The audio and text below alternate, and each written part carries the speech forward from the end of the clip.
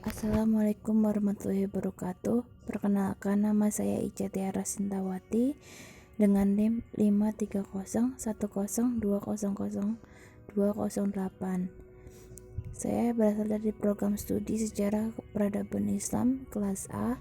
Saya di sini akan mempresentasikan hasil kerja saya yang berjudul Kebudayaan Islam di Wilayah Bugis untuk memenuhi ujian akhir semester mata kuliah Sejarah Kebudayaan Islam di Indonesia. Dosen pengampu Bapak Hasan.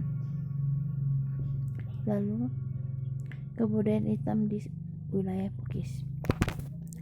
Suku Bugis merupakan salah satu suku yang masih mempertahankan budaya dan adat di Indonesia.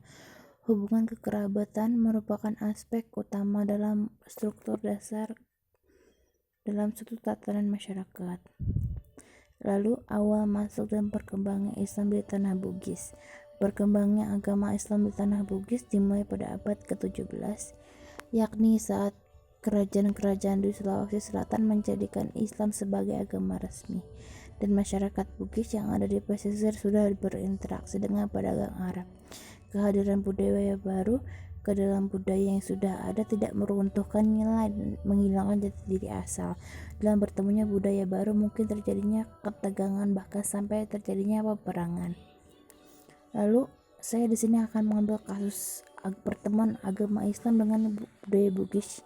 Yang pertama, satu perpaduan yang saling menguntungkan. Islam dijadikan sebagai bagian dari identitas sosial untuk memperkuat identitas yang sudah ada. Lalu yang kedua, kesatuan Islam dengan adat Bugis melahirkan makna khusus yang berasal dari masa lalu yang menyesuaikan prinsip yang diterima keduanya. Lalu yang terakhir, pertemuan Islam dengan kebudayaan Bugis melahirkan model adaptasi berbeda atau bahkan sama sekali baru dengan yang sudah ada sebelumnya. Dari dua pola yang muncul tersebut membentuklah akulturasi budaya dengan agama yang berjalan dengan beriringan, maka melahirkan integrasi. Jika ini disebut sebagai pola, maka dapat disebut juga sebagai solusi. Pembentukan identitas yang sudah selesai memerlukan klarifikasi dari unsur luar. Di tahap awal tentu akan menimbulkan konflik, tetapi dalam proses yang ada terjadilah proses restrukturisasi.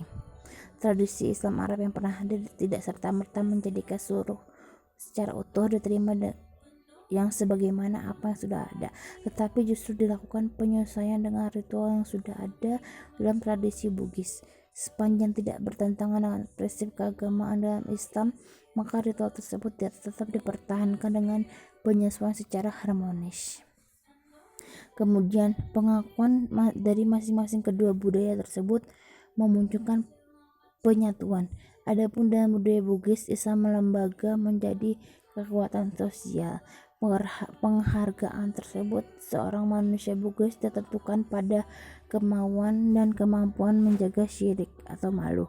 Pelembagaan syirik dalam sosiokultural dan kemudian meramalkan secara teknik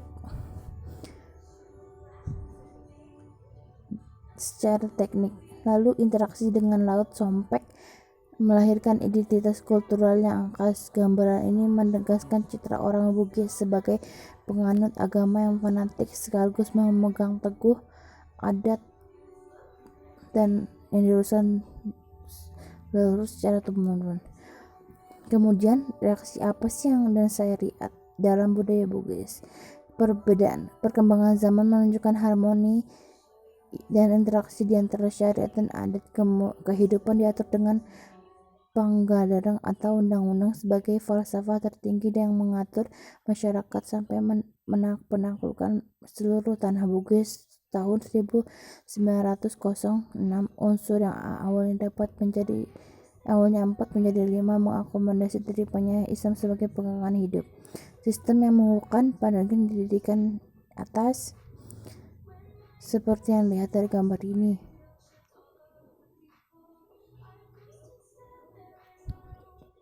Lalu perkembangan selanjutnya dalam persinggungan Islam dan adatnya, perkembangan unsur undang-undang tersendiri sesuatu sesuai dengan tugas dari fungsinya. Dari 1. Pilar adek di Emban Raja. 2. Struktur kerajaan sebagai kekuasaan eksekutif yang mengelola jalannya pemerintah.